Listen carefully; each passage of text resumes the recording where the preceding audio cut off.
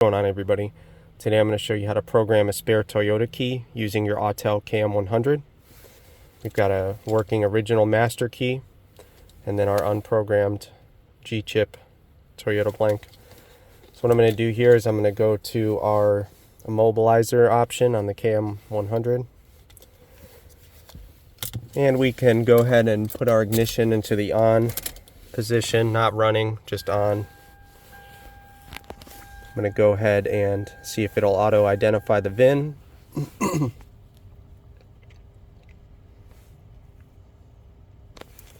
Select Toyota. There we go. There's our VIN. Let's let it decode and see if it'll give us Sienna.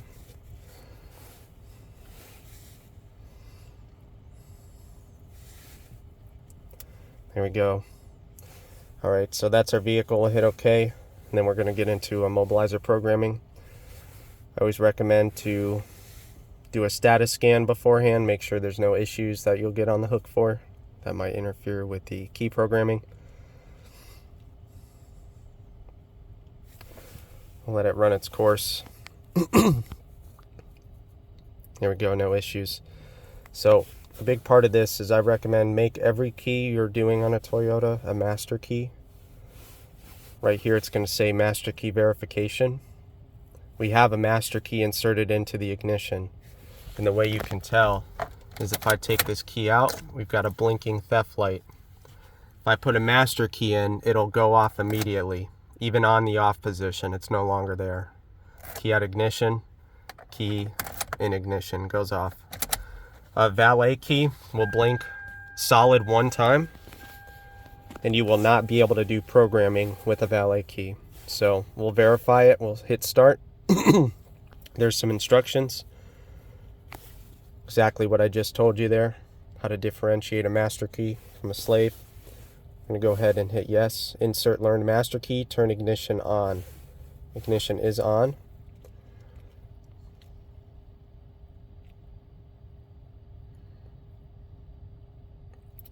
There we go. Now it wants us to remove the key. We'll take that, we'll put that here. We're going to take our new key in the ignition and keep it in the off position. So no dash lights, key is in the off position. We're going to go ahead and hit OK. Now it's asking us to wait for the warning lamp to go out, and then the key has been learned. So that's the last step on the tool.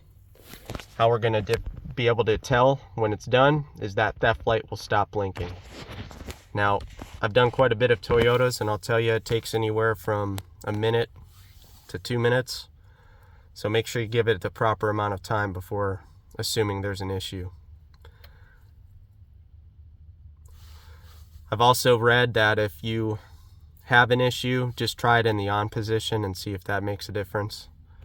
But we should have some good luck here. We'll see what happens.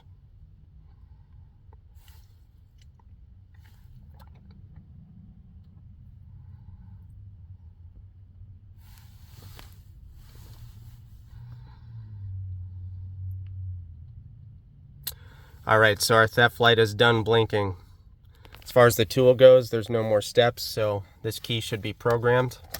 Go ahead and turn it on. Still no theft light. Let's give it a crank. There we go.